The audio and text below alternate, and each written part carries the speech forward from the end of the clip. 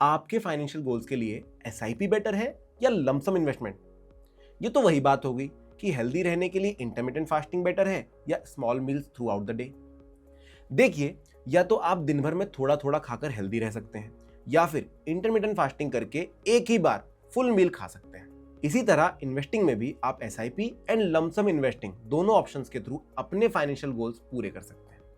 आज के इस वीडियो में हम यही डिस्कस करेंगे कि एसआईपी और लमसम में क्या डिफरेंस है और ये दोनों कैसे काम करते हैं। वैसे आप हेल्दी रहने के लिए कौन सा तरीका फॉलो करते हैं, रेगुलर मील्स या इंटरमिटेंट फास्टिंग?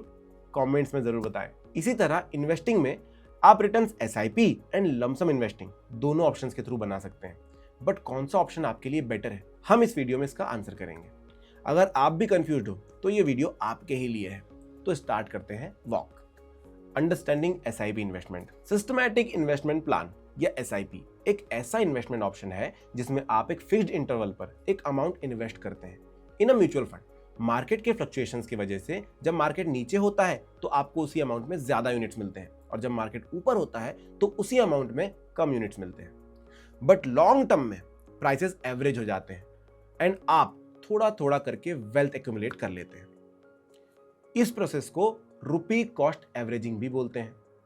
जब आप एसआईपी का रूट लेते हैं तो आपको मार्केट फ्लक्चुएशंस की टेंशन लेने की जरूरत नहीं होती। क्यों नहीं होती? Because over the period of time prices average out होते जाएंगे। एसआईपी रेगुलर स्मॉल मील्स की तरह है, कैलोरीज चेक में रखते हुए थोड़ा थोड़ा खाकर फिट रहने वाला ऑप्शन। अब देखते हैं इंटरमिटेंट फास्टिंग का ऑप्शन। Understanding lump sum investment.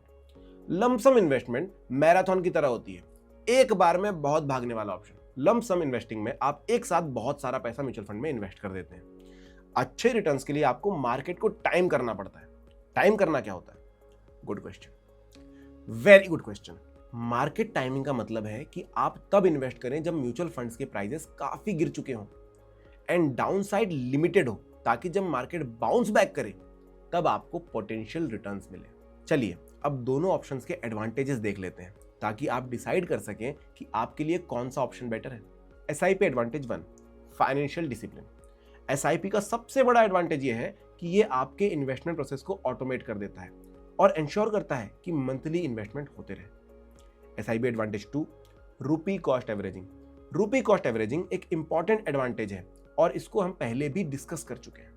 चलिए एक सिंपल एग्जांपल से इसको और बेहतर तरीके से समझते हैं। मान लीजिए कि आप एक म्यूचुअल फंड में हर महीना 1000 इन्वेस्ट करते हैं एसआईपी के थ्रू। 5 मंथ का सिनेरियो कुछ ऐसा है। तो जब जनवरी मंथ में आपने 1000 रुपए लगाए और एनएवी क्योंकि 50 रुपए था, आपको 20 यूनिट मिले।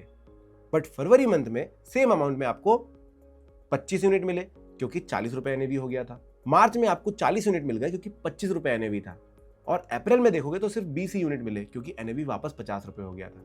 अगेन मई में क्योंकि प्राइसेस बढ़ गए तो 100 रुपए का एक यूनिट हो गया था, जिसकी वजह से आपको 10 ही यूनिट मिले। इन द 5 मंथ आपका टोटल इन्वेस्टमेंट है 5000 रुपए और टोटल यूनिट परचेज्ड है 115। Average cost per unit calculate करने के लिए आपको टोटल इन्वेस्टमेंट को टोटल यूनिट से डिवाइड करना होता है। इस केस में वो 43.48 होगा। इस पीरियड में एनएवी का प्राइस 25 के लोस टच किया एंड 100 तक भी गया, बट एसआईपी की वजह से आपका एवरेज आउट हो गया बिना रिसर्च या मार्केट स्टडी के। SIP advantage 3, affordability and flexibility. SIP का एक और एडवांटेज है कि कोई भी एसआईपी स्टार्ट कर सकता है क्योंकि minimum investment required is small. आप 500 रुपए या 1000 रुपए की मंथली इन्वेस्टमेंट से स्टार्ट कर सकते हैं। एकदम डेली वॉक की तरह कोई भी स्टार्ट कर सकता है। मैराथन के लिए प्रिपरेशन चाहिए होती है, साथ में आप अपनी सिचुएशन के हिसाब से एसआईपी का अमाउंट इंक्रीज या डिक्रीज कर सकते हैं एंड टफ फाइनेंशियल सिचुएशंस के टाइम पॉज भी कर सकते हैं। Disadvantages of SIP. अगर आप एसआईपी को समझ गए हैं तो आप उसके डिसएडवांटेजेस को भी अच्छे से समझ पाएंगे। पहला डिसएडवांटेज ये है कि एसआईपी में रिटर्न्स तुरंत नहीं मिलते और अगर मिलते भी हैं तो कुछ सिग्निफिकेंट नहीं होते। This is not an option for quick returns and अगर आपके पास लमसम अमाउंट है तो एसआईपी शायद एक अच्छा ऑप्शन ना हो। अब चलिए देखते हैं लमसम के एडवांटेजेस एंड डिसएडवांटेजेस ताकि आप बेटर डिसीजन ले सकें। लमसम इन्वेस्टिंग आपको क्विक रिटर्न्स का ऑप्शन दे सकता है अगर आप फेवरेबल मार्केट कंडीशन में इन्वेस्ट करते हैं। हमने एसआईपी के केस में जो एग्जांपल लिया था उसमें अज्यूम करिए आप सारे पैसे फरवरी या मार्च में डालते हैं जब एनएवी 25 रुपए या 40 रुपए थी। ऐसे केस में आपको काफी अच्छे रिटर्न्स मिल जाएंगे। दूसरा एडवांटेज ये है कि आपको एक बार इन्वेस्ट करना है उसके बाद फिर रेगुलर कंट्रीब्यूशन करने की जरूरत नहीं है। Disadvantage of lump sum, lump sum investing का मेजर डिसएडवांटेज ये है कि अगर आपने सही टाइम पर इन्वेस्ट नहीं किया तो आपको लॉस होने के चांसेस काफ़ी ज़्यादा होते हैं। फॉर एग्जाम्पल, अगर आपने 100 रुपए की एनएवी पर इन्वेस्ट किया तो रिटर्न्स के चांसेस कम हो जाएंगे। लमसम इन्वेस्टिंग में रिटर्न्स के लिए आपको एक लेवल की एक्सपर्टीज चाहिए होती है, जस्ट लाइक मैराथन। आप सुबह उठकर मैराथन नहीं भाग सकते। हम उम्मीद करते हैं कि जो भी इंफॉर्मेशन हमने शेयर की है उसके बेसिस पर आप अपने लिए सूटेबल इन्वेस्टमेंट ऑप्शन चूज कर पाएंगे।